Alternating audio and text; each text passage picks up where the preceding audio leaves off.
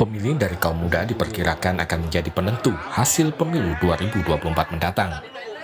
Data KPU memperlihatkan dari 204,8 juta pemilih, lebih dari 55%-nya merupakan kelompok milenial dan Gen Z.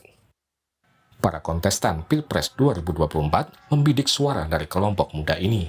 Berbagai program mereka tawarkan untuk menggait suara kaum muda.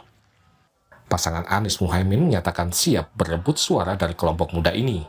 Pasangan Amin telah menyiapkan program untuk kaum milenial. Yang penting kita akan menjual gagasan, ide, program-program yang benar-benar dibutuhkan oleh rakyat, terutama kalangan milenial. Seperti kita siap menyediakan kredit yang mudah untuk kewirausahaan para kaum muda. Nanti kita juga akan sediakan lapangan kerja setidak-tidaknya 17 juta lapangan kerja baru untuk kalangan muda. Kita juga akan buka yang namanya proses sinkronisasi link and match lulusan pendidikan dengan lapangan pekerjaan. Kaum milenial dan Gen Z selama ini identik tidak bisa lepas dari internet. Karena itu, salah satu program yang ditawarkan pasangan Ganjar dan Mahfud adalah akses internet cepat dan murah, serta zero blank spot di seluruh wilayah Indonesia. Tidak ada di Indonesia itu yang nantinya ada wilayah blank spot, zero blank spot. Karena kita akan masuk ke era ekonomi digital, maka tidak boleh ada gap antar wilayah, sehingga Mas Ganjar menginginkan ada zero blank spot. Tidak mau kalah dengan pesaingnya, pasangan Prabowo Gibran juga menyiapkan program yang menyasar kaum milenial dan Gen Z. Bacawa Pres Gibran yang juga berasal dari generasi milenial mengusung program kredit startup untuk milenial. Kredit startup milenial.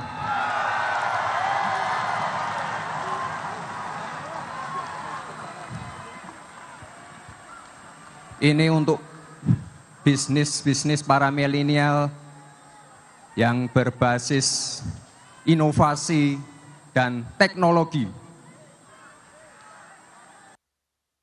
Dalam visi misi Capres-Cawapres 2024, banyak mengangkat isu-isu yang berkaitan dengan kelompok milenial dan Gen Z.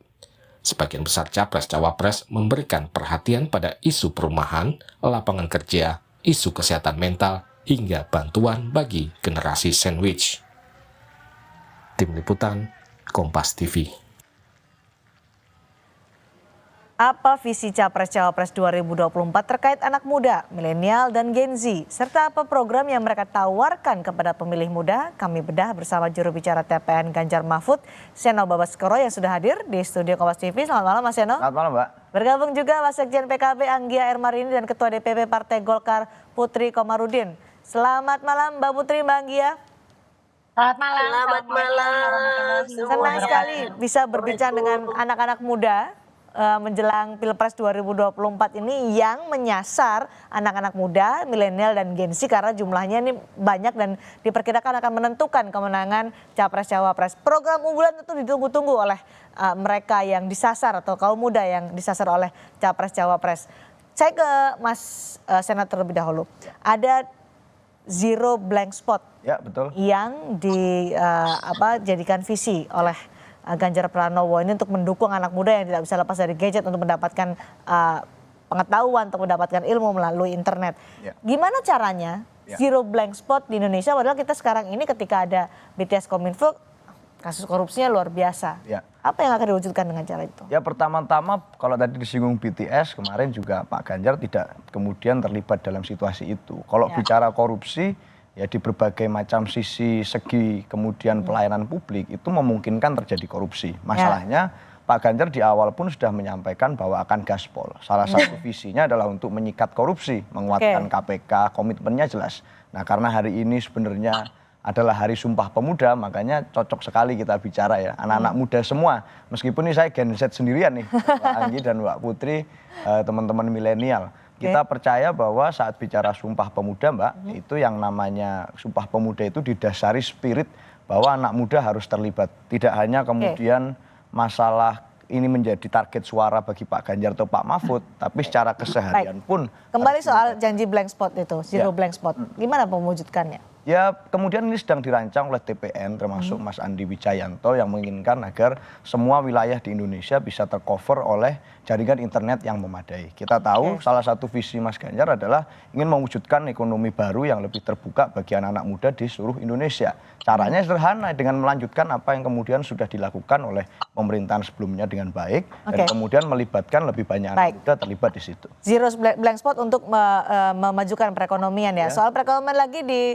visi misi Amin, Anies Baswedan dan Muhaimin Iskandar nih Bang Gia disebut ada 15 juta lapangan kerja termasuk green jobs. Apa sih sebenarnya green jobs yang ditawarkan oleh Amin ini? Jadi kan sekarang sudah mulai ekonomi sirkular itu menjadi salah satu prioritas untuk bagaimana lapangan kerja ini juga sangat ramah terhadap lingkungan juga gitu. Salah satunya seperti itu. Jadi tidak hanya sekedar bagaimana industri bisa berkembang dengan pesat, tetapi juga lingkungan juga tetap berjalan atau konservasi itu tetap lestari begitu. Salah satunya seperti itu. Tapi yang jelas bahwa pasangan Amin ini kita menjadi prioritas adalah karena lapangan pekerjaan menjadi masalah utama ya bagi anak-anak muda, kebutuhan untuk lapangan pekerjaan, makanya kemudian kreativitas untuk bisa menciptakan lapangan pekerjaan itu menjadi salah satu prioritas bagi pasangan Mas Anies dan Gus Muhaimin gitu.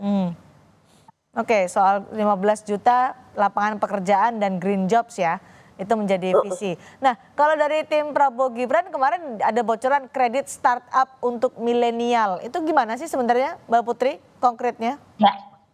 Jadi kan sebenarnya kredit startup ini melengkapi berbagai program yang telah berhasil dilaksanakan oleh Pak Presiden Jokowi gitu dalam menopang permodalan khususnya bagi usaha kecil. Sebut saja misalnya kredit usaha rakyat yang sudah sangat berhasil. Makanya kami memandang bahwa memang selama ini perusahaan rintisan ataupun startup itu juga memerlukan dukungan afirmasi terutama dari pemerintah supaya bisa tetap bertahan.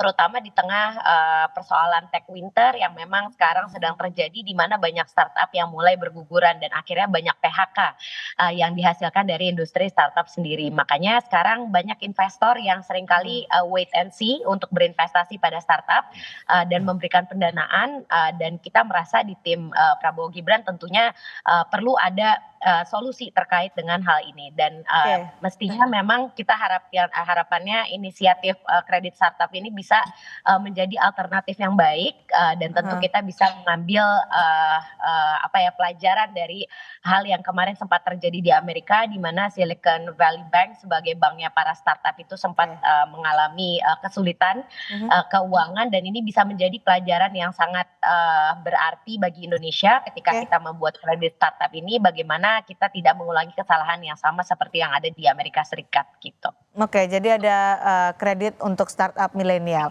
Bicara soal milenial, bicara soal Gen Z, ada hal-hal atau isu-isu yang relate dengan anak muda yang sering kita dengar di sosial media. Soal perumahan, katanya milenial susah untuk punya rumah.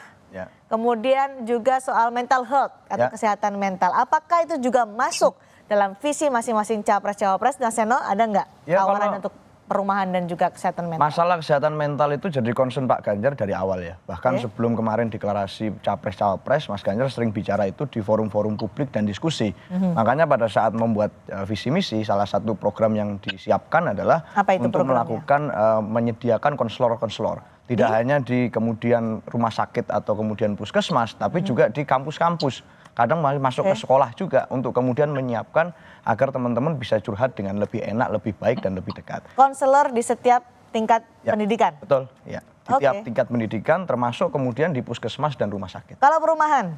Milenial katanya susah punya rumah. Oh iya, Mas Ganjar kemarin sudah saat menjadi gubernur bahkan punya program yang namanya Tuku Lemah oleh Omah. Itu beli tanah, dapat rumah dengan kredit kemudian dibantu oleh bank daerah. Nah, visi ini akan diteruskan, membantu kemudian apa best practice yang sudah dilakukan itu akan diteruskan dalam berbagai macam format di nasional. Masalahnya kan kalau saat kita bicara visi misi harus yang kompatibel dengan apa yang sudah dilakukan sebelumnya. Nah, Mas Ganjar sudah melakukan. Beli tanah dapat rumah. Ya. Kalau di tingkat nasional apa yang dijanjikan? Ya salah satunya akan melakukan skema itu. Tentunya kemudian nanti dengan melibatkan para ekspert akan kemudian berkembang ke berbagai macam format. Kita sadar betul bahwa isu housing ini menjadi isu yang sentral dan kemudian anak-anak muda di perkotaan termasuk di perkampungan itu sangat membutuhkan kemudian concern itu. Apa yang ditawarkan sebenarnya, harga yang murah atau kemudahan kredit? Ya kemudahan kredit dan kemudian saat bicara isu beli rumah, beli tanah dapat rumah itu kan sudah menjadi suatu keberpihakan. Bahwa saat masyarakat kemudian kesulitan untuk membangun rumah karena kreditnya tidak ada, modalnya nggak cukup. Beli yang sederhana saja dapat bonus. Mengeluarkan uang seharga beli tanah tapi juga mendapat rumah. Plus rumah. Itu janjinya ya. Oke, kalau Mbak Anggi dari tim Amin. Ya, dari ketika Gus Muhaimin bikin buku ya, artinya kan saya setuju bahwa ketika kita bicara tentang visi misi itu harus inline dengan apa yang sudah dirintis selama ini. Ketika bikin buku jalan kesejahteraan itu, peta jalan kesejahteraan itu salah satunya adalah bicara tentang kemudahan anak muda untuk akses rumah. Dan ini menjadi concern karena sebenarnya Indonesia di 2030 sudah mentok untuk investasinya terhadap anak muda. Oleh karena itu beberapa kebijakan memang harus negara, dalam hal ini nanti negara kalau Amin menang ya amin, Amin menang ya amin, langsung amin. Ini nanti jadi prioritas karena kita nggak punya waktu banyak, kita Indonesia itu nggak punya waktu banyak untuk bisa memperhatikan anak muda. Jadi 2030 udah mentok kalau kita nggak punya waktu banyak, harus investasinya harus besar juga. TPN Ganjar menjanjikan beli tanah dapat rumah. Artinya lebih murah lah harganya untuk mendapatkan atau beli rumah untuk milenial. Kalau dari Amin apa yang dijanjikan? Akses mendapat kredit misalnya itu lebih dipermudah juga. Jadi tidak berlibat. Jadi dengan umur itu adalah separuh dari sudah menjadi jaminan gitu. Kalau yang ditawarkan oleh Gus Muhaimin begitu. Jadi umur muda itu adalah jaminan untuk mendapatkan akses untuk mudah mendapatkan kredit. Mbak Putri, soal perumahan. Ya. Memang kebetulan saya juga bertugasnya di Komisi 11 di mana kita juga selalu menyoroti terkait dengan backlog perumahan ini dan memang menariknya datanya ternyata anak muda yang belum punya rumah itu 5,8 juta dan termasuk salah satunya saya yang masih numpang di rumah orang tua. Jadi sebenarnya ini menjadi salah satu isu yang sangat menarik dan Pak Prabowo dan juga Mas Gibran juga mempunyai program untuk menyediakan rumah yang murah tentu dengan sanitasi yang memadai untuk kalangan yang membutuhkan. Jadi targetnya adalah 40 rumah per desa atau kelurahan per tahun.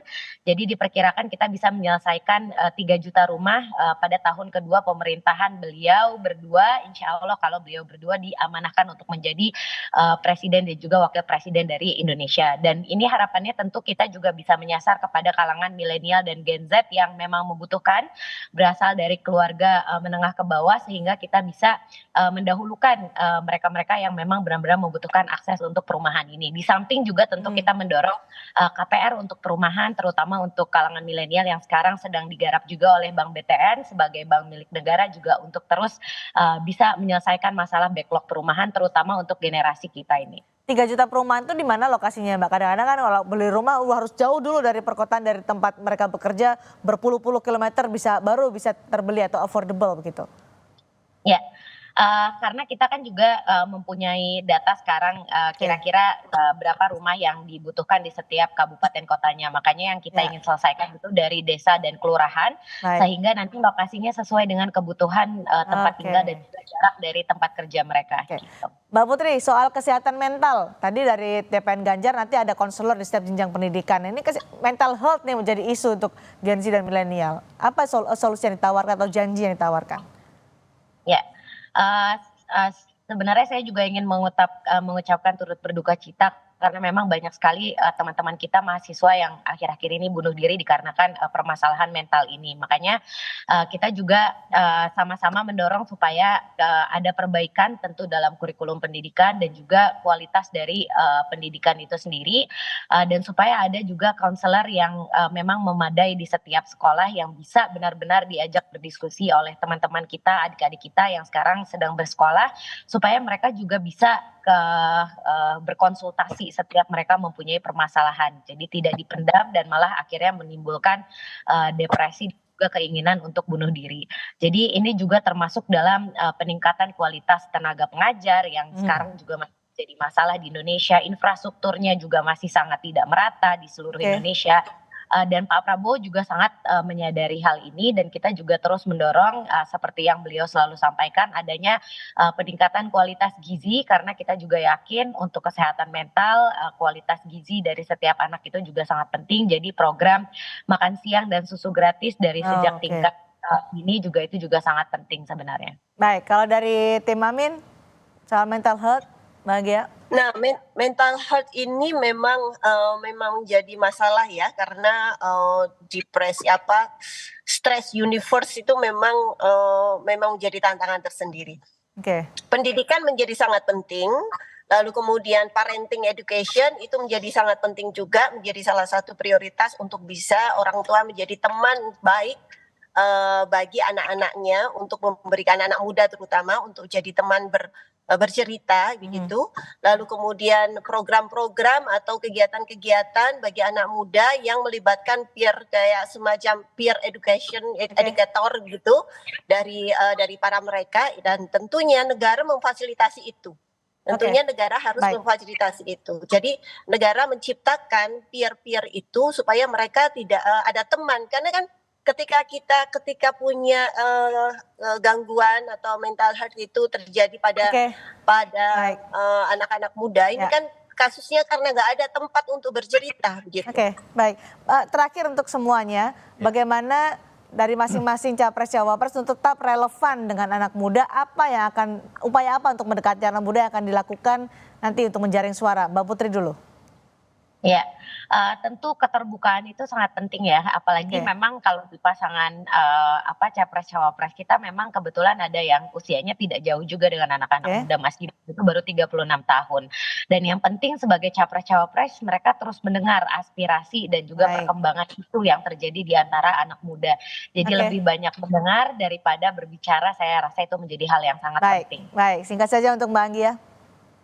Ya, pasangan Amin ini adalah pasangan yang segar gitu ya, maksudnya pasangan yang angin baru, figur baru yang menjadi harapan, dan perubahan menjadi isu yang anak muda banget gitu, karena anak muda itu inginnya ada sesuatu yang baru, ada sesuatu yang tidak monoton. Ini menjadi salah satu pendekatan bagi pasangan Amin untuk bisa mendekati para anak muda. Baik, Mas Eno.